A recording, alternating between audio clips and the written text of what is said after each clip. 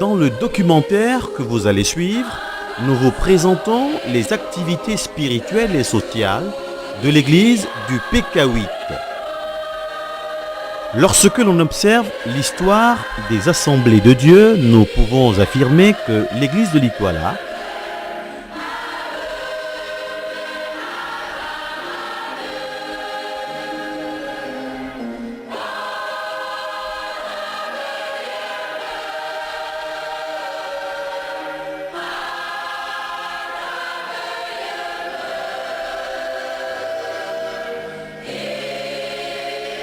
et celle du PK8 constituent les deux plus grandes assemblées locales et partant des assemblées de Dieu du Gabon. La première et la plus ancienne se trouve au quartier d'Itoila et la seconde est basée au PK8 à l'entrée de l'Asga, route de Siban. Œuvrant pour le salut des âmes conformément à la parole de Dieu, l'église du PK8 est à l'origine de la création des églises annexes dans plusieurs quartiers de Libreville, notamment au Charbonnage,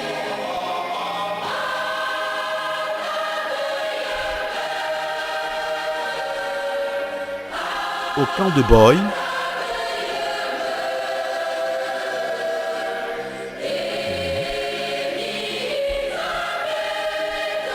à Nzengayong,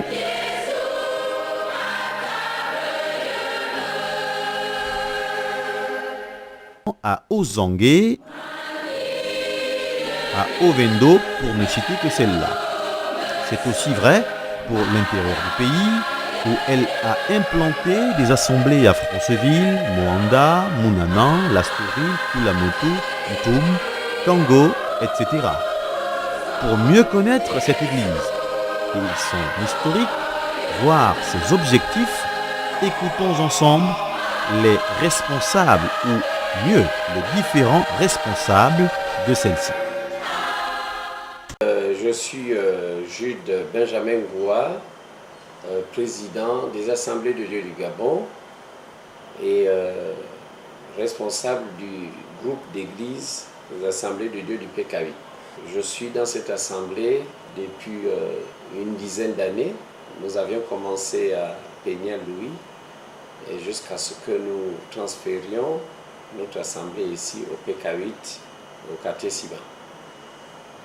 Eh bien, les assemblées de Dieu du Gabon appartenant au mouvement mondial de Pentecôte sont le prolongement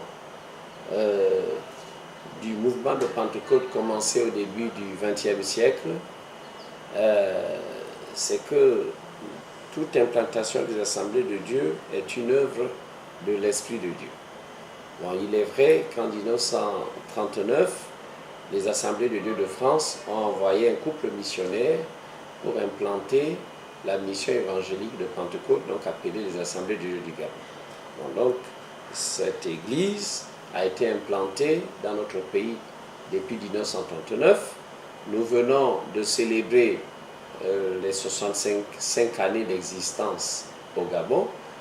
Le but des Assemblées de Dieu, c'est de répandre l'évangile de Jésus-Christ dans ce pays et jusqu'aux nations, jusqu'aux pays étrangers par le moyen des serviteurs de Dieu que sont les apôtres, les prophètes, les évangélistes, les pasteurs et docteurs, et puis les autres prédicateurs que notre Église peut former. Nous avons, par la grâce de Dieu, l'éventail des 5 ministères et nous nous en réjouissons et c'est pour cela que je vois que les assemblées de Dieu sont à l'heure de s'étendre aussi dans notre pays. Et quand je dis que nous avons l'éventail des ministères, c'est que Dieu est en train de qualifier un ministère de missionnaire, en d'autres termes apôtre, donc qui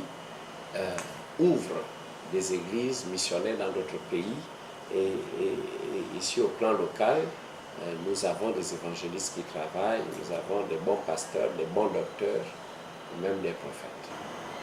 Les effectifs des assemblées de Dieu étaient estimés il y a déjà quelques années à 10 000 membres.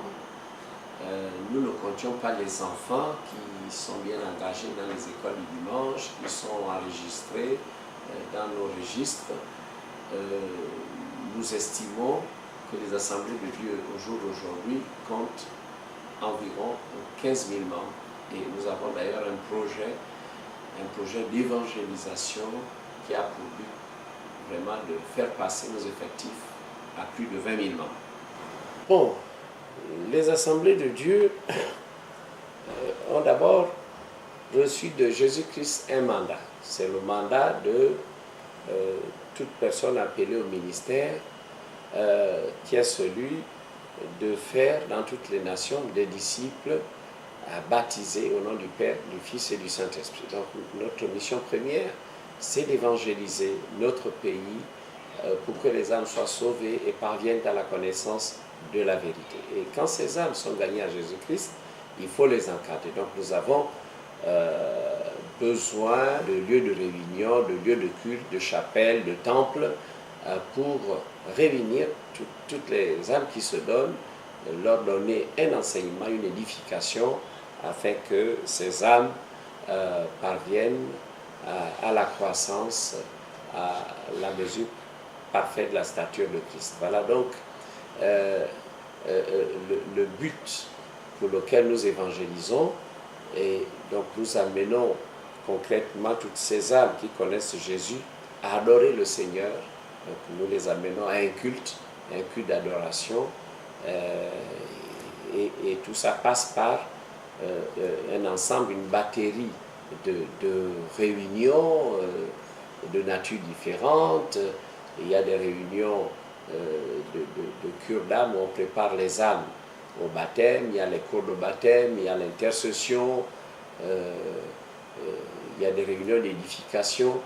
Nous pouvons aller jusqu'à faire des séminaires et des conférences. Voilà un peu ce que nous faisons dans ce que nous appelons l'œuvre de Jésus-Christ. Eh bien, les assemblées de Dieu, depuis qu'on parle de cette crise, de cette pandémie, les assemblées de Dieu sont bien impliquées dans la lutte contre ce fléau. Nous travaillons en partenariat avec le Programme national de lutte contre le sida. Les assemblées de Dieu ont une responsabilité au Gabon, puisque cette responsabilité m'a été confiée. J'ai la responsabilité de promouvoir les actions de lutte au sein des églises évangéliques, surtout pentecôtistes.